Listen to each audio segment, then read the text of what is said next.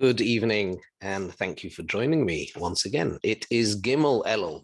So we are ready to start the Limud, the Sefer Shaarey Teshuva. So perhaps first just some very brief biography, but only insofar as what is going to be relevant for us for what we're about to learn. Rabbeinu Yonah was the Rebbe of the Rashba, cousin of the Ramban. He settled, at least initially, in Montpellier. He was a Talmud of Shlomo ben Avram, and it seems, although I'm not a historian, and I know there is evidence both ways, but I think it's important to mention that it seems he was, to some extent, potentially involved in the cherem on the writings, the philosophical writings of the Rambam, of the Moreh Nevuchim.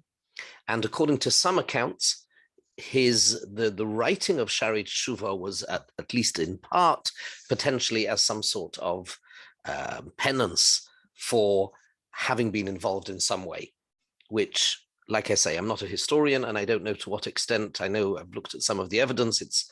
I'm not an expert on that, but it's worth mentioning.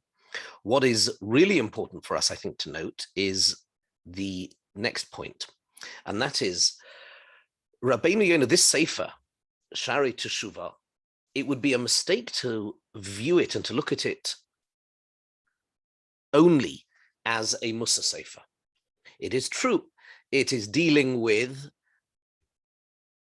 the type of Torah which is to do with exhorting us to be better, and it tells us about Teshuva, but it is actually seen by no less a personality than the Baal HaShulchan Aruch, Rabbi Yosef Karo, who quotes positions, halachic positions taken by Rabbeinu Yonah in Shaarey Teshuva, in Hilchos Shchita and elsewhere. So this is a significant sefer, it's a really important sefer, and therefore, I suppose this is by way, not of apology, but by way of explanation of how we are going to approach this. We will have to treat it with the respect that it deserves and to deconstruct and distill what we can from the text. And therefore, we're going to look at it carefully. And this is the opening paragraph. Let's get started. I'll read and translate, and on the basis of what we've done in the last few days, one or two things will begin to jump off the page, I hope. Min hatoivos asher heitiv Hashem yisbarach imbruov. The first thing Rabbeinu Yonah does is he frames the entire discussion of what Teshuva is. It is min hatoivos, it is amongst the good things which HaKadosh Baruch Hu has bestowed in Beruav with his creatures, with his creations. That is the way we are to view Teshuva. It may or may not be a halachic imperative. It may or may not be a mitzvah.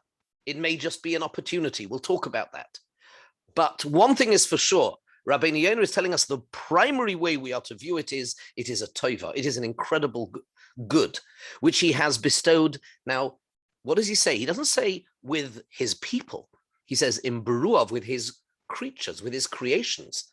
And this, to some extent, is a little bit problematic because we know that the ability and the capacity, the scope of Teshuva as it applies to Gentiles is different than the way it applies to Jews, to Klal Yisrael, without even going into any of the details. The Mabit discusses it and various others, but therefore to frame the goodness which is Teshuva as something which applies equally, as it were, in Beruav, might be considered challenging.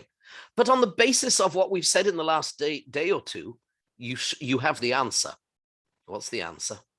Because it is the very existence of Teshuva that allowed and enabled HaKadosh Baruch Hu to create a world and allow it to keep going. And therefore, everybody, all aspects of creation ought to be grateful to him, because were it not for this concept, then the world could not exist. It was written into the script, as we mentioned it yesterday. And therefore, on that basis, that is the way we are to approach it, says Rabbeinu Yonah. And therefore, it is to be viewed as a good in Beruav for all of his creatures. Ki heichin lohem haderech, because he has prepared the way. He's prepared the way. This is an almost lifted almost entirely from a pasuk which discusses the preparing the way for an unwitting murderer, somebody who's committed manslaughter, to get to the Ir Miklot. Heichin lohem haderech. This is what the Rebbeinu Shalom has done, and the very way that he set up all of creation. Olam Hazeh was created with a hay, says the Gemara, because if you let go, you just fall off into the abyss, into oblivion. But he allows that little leg, of the hay, says the Gemara, which allows you to climb back. It's written in to the script of creation itself, and in that sense, it is a tova. It is an incredibly amazing gift, which applies equally to all of creation.